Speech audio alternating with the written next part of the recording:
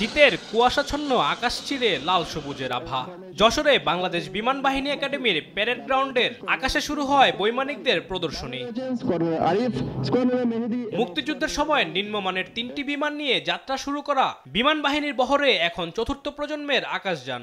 যদিও বিশ্বের সঙ্গে তাল মেলাতে এখনো প্রয়োজন আরো উন্নত মানের যুদ্ধ বিমান ও প্রতিরক্ষা সরঞ্জাম। মিয়ানমার ও ভারত সীমান্তের আকাশ আরো সুরক্ষিত করতে দ্রুতই কক্সবাজারকে পূর্ণাঙ্গ বিমান ঘাঁটিতে রূপান্তর করা হবে। আমরা চেষ্টা করছি আমাদের অপারেশনাল সক্ষমতা আরো বৃদ্ধি করে মানব সম্পদ উন্নয়ন এবং সর্বক্ষেত্রে স্বনির্ভরশীলতা অর্জনের মাধ্যমে বিমান বাহিনীকে সামনের দিকে এগিয়ে নিয়ে যেতে। উপস্থিত সুধীমণ্ডলী, এরই ধারাবাহিকতায় বিমান বাহিনীতে মাল্টি রোল কম্ব্যাট এয়ারক্রাফট এবং অ্যাটাক হেলিকপ্টার সহ অন্যান্য প্রয়োজনীয় সরঞ্জামাদি দ্রুত অন্তর্ভুক্তির জন্য আমাদের জোরদার প্রচেষ্টা অব্যাহত রয়েছে। এছাড়াও বাংলাদেশ বিমান বাহিনী ঘাঁটি কক্সবাজারকে একটি পূর্ণাঙ্গ ঘাঁটিতে উন্নীত করার কার্যক্রম চলমান রয়েছে। ৭১-এর পাশাপাশি জুলাই আগস্ট আন্দোলনে শহীদদের প্রতি শ্রদ্ধা জানিয়ে সদ্য কমিশনপ্রাপ্ত অফিসারদের উদ্দেশ্যে তিনি বলেন, দেশের সার্বভৌমত্বের সাথে হতে হবে আপোষহীন। দেশের গণ্ডি পেরিয়ে বাংলাদেশ বিমান বাহিনী একাডেমির নাম আন্তর্জাতিক মহলে পরিচিতি লাভ করেছে।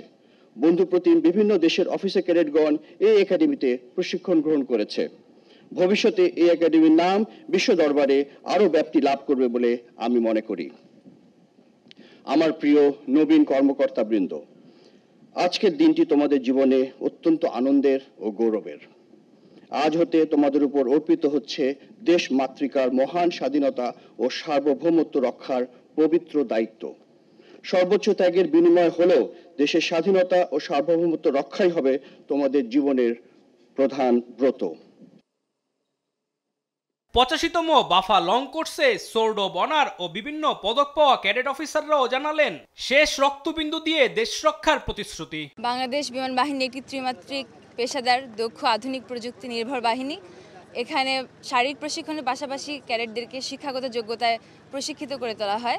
এই পেশায় নিজেকে নিয়োজিত করতে পেরে দেশ ও জাতির সেবা করতে পেরে নিজেকে আমি ধন্য মনে করছি। ভবিষ্যতে আমি দেশের জন্য নিজের শেষ রক্তবিন্দু দিয়ে হলেও চেষ্টা করে যাব।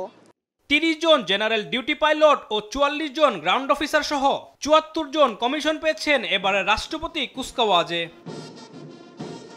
বাংলার আকাশ রাখিব মুক্ত মূল মন্ত্রে উজ্জীবিত হয়ে দেশমাতৃকার যে কোনো প্রয়োজনে এগিয়ে আসবে বিমান বাহিনী। রাষ্ট্রপতি কুচকাওয়াজ 2024 শেষে এমনটাই প্রত্যাশা তরুণ বৈমানিকদের।